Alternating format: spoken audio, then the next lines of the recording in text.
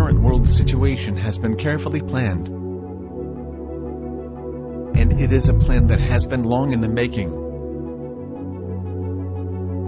This whole economic and political climate has been brought about by design.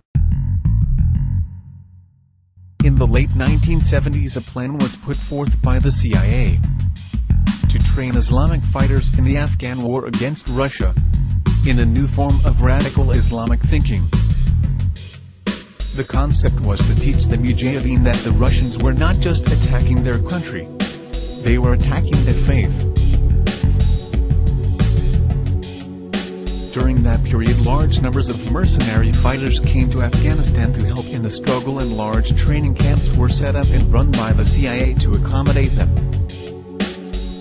The man who was selected to lead the mercenaries by the CIA was one Osama bin Laden, who was given the code name Tim Osman, which was used on trips made to Washington to lobby for funds. The trip to Washington was made by bin Laden on at least 2 occasions.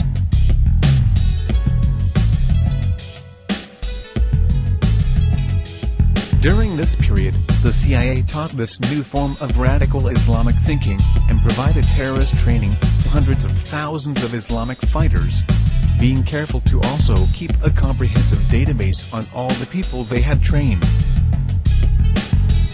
The Arabic name for this terrorist database was Al-Qaeda.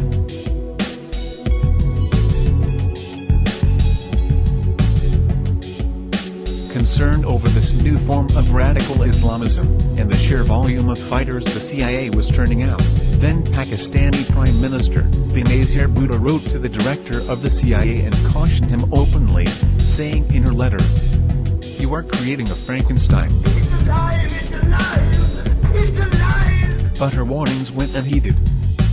They were not heeded, because a radical network of extremists was exactly what the CIA had wished to create, right from the beginning. For without such a radical network of terrorists, the long-planned war on terror would never have been possible.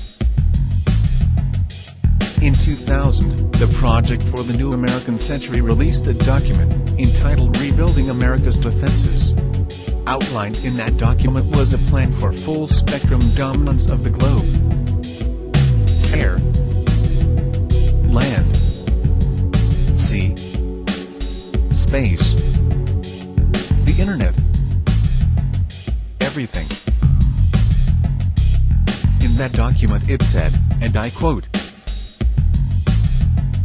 "The process of transformation, even if it brings about revolutionary change, is likely to be a long one, absent some catastrophic and catalyzing event. Like a new Pearl Harbor."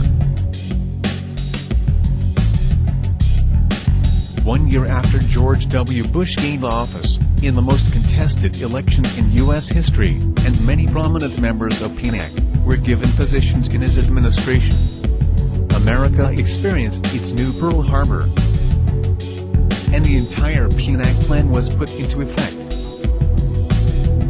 When the events of September the 11th unfolded, the troops were already there waiting to go into Afghanistan.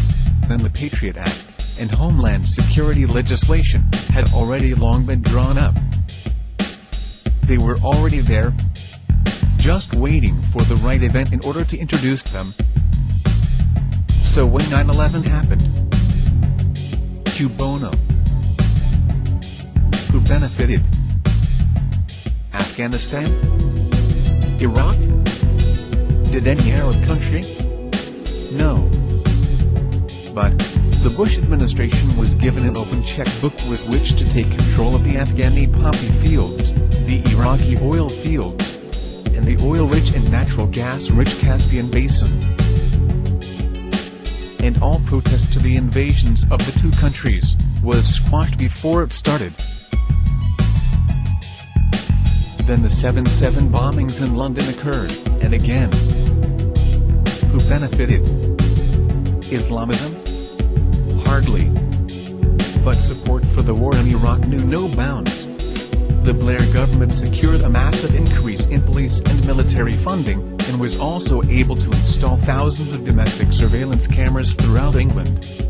Then, Amid massive war protests in Australia, we saw the Bali bombing, and yet again, who benefited? A Muslim cleric who suddenly found himself wanted by the CIA and the center of world attention? No.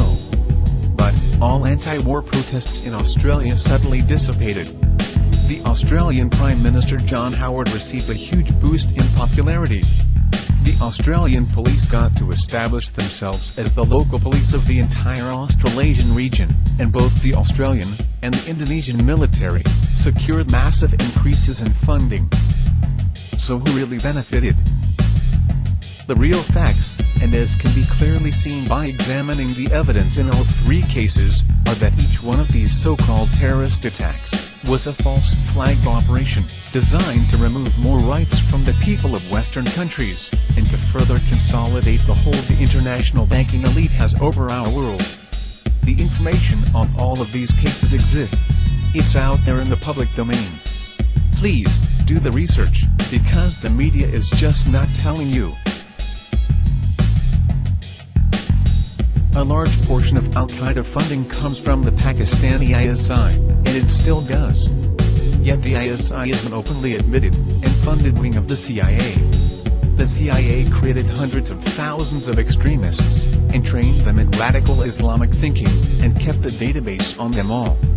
All these extremists still receive funding from the CIA channeled to them via the ISI, and don't even realize who they are funded by. Osama bin Laden has been a CIA asset right from the start, and when Bush decided to go after bin Laden, he used the name of the CIA database, Al-Qaeda, as the name for the terrorist organization. The war on terror is fake. It's a setup. There is no global network of terrorists waiting around every corner ready to blow everyone up. It's a myth. All the bombings are carefully orchestrated and follow a noticeable pattern, and you are never given the true facts, or an objective look at the evidence, in any one of them. And think about it. 10 years ago, no one had ever heard of Al-Qaeda, yet now, almost every mishap in the world is blamed on them. Yet no one can seem to find any of them. Occasionally, some CIA asset we've never seen before comes on the screen and says a few condemning words, and we are supposed to take that as confirmation. Can you see how easy it is for them to pull the scam off, simply by controlling the media? And while people have been distracted, and living in fear of terrorism, international law enforcement borders have been slowly eroded away. For example, to clean up after the recent tornadoes in America, Canadian soldiers were used. Australian and Indonesian police now routinely train together.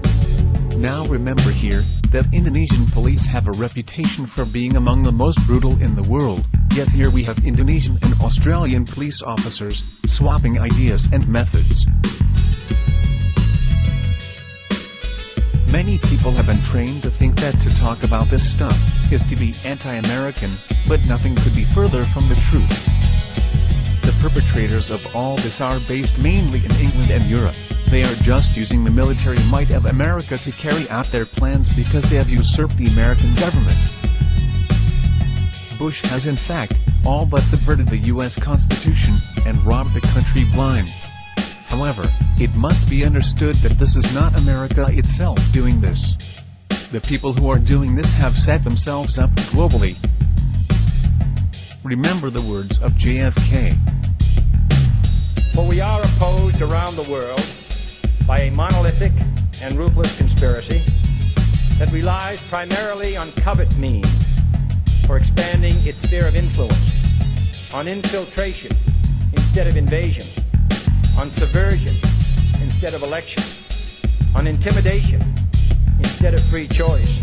It is a system which has conscripted vast human and material resources into the building of a tightly knit, highly efficient machine